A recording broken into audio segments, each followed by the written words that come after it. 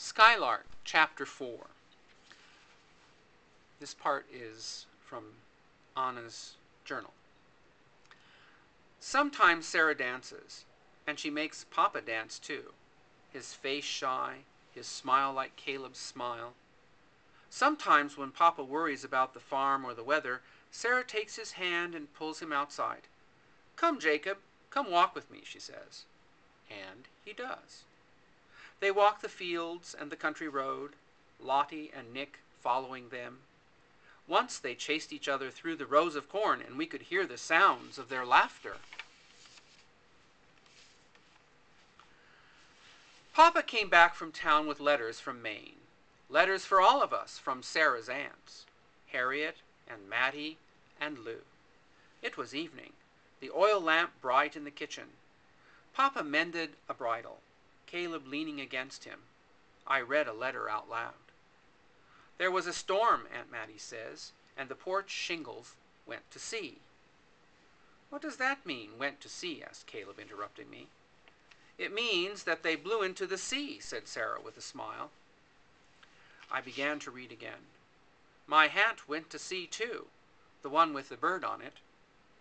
Caleb climbed up into Papa's lap. A real bird? Exclaimed Caleb. Stuffed, Caleb, said Sarah. Aunt Mattie will miss that hat. 2 inches of rain by the glass measure.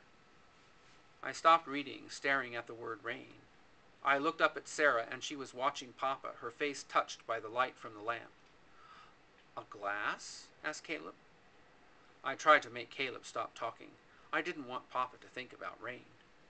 What about your letter, Sarah? Said Papa. Sarah shrugged. Just the weather, she said, painting William's boat. Papa looked up at her. Read it, Sarah, he said softly. Sarah took the letter out of her pocket. Slowly she opened it. The grass is green, she said, growing so tall that we've cut it dozens of times already. The trees are lush. Autumn will be beautiful. Come visit all of you, soon. Love, Mattie. There was a silence in the room. Then Papa kissed Caleb and got up. He stood at the door looking out at the red of the setting sun. It will be a beautiful sunset tonight, he said, his voice low. I can tell. Papa opened the door and went outside. A glass to measure rain? Asked Caleb again, still thinking of Mattie's letter. Hush, Caleb, I said. Sarah didn't answer Caleb. She put her letter on the table, walked to the door, and went outside. I picked up the letter. There was more that Sarah hadn't read. It has rained nearly every afternoon, Mattie had written. It cools down the day and leaves us with good nights for sleeping. I watched Sarah put her hand on Papa's arm as he stood looking over the dry fields. My eyes filled with tears. I knew Sarah was sorry about the letters from Maine and the talk of rain. It's not your fault that Maine is green, Sarah, I thought. It isn't. It was dark, and the moon was up when Caleb came in from the outside, Nick with him. Sarah looked up from her book. Caleb, I thought you'd gone to bed long ago, she said. I had something to do, he said, for Papa. Sarah smiled and put her arm around him. Well, off to bed now. It's late, both of you. Caleb yawned and went up the stairs. Sarah went out to the porch.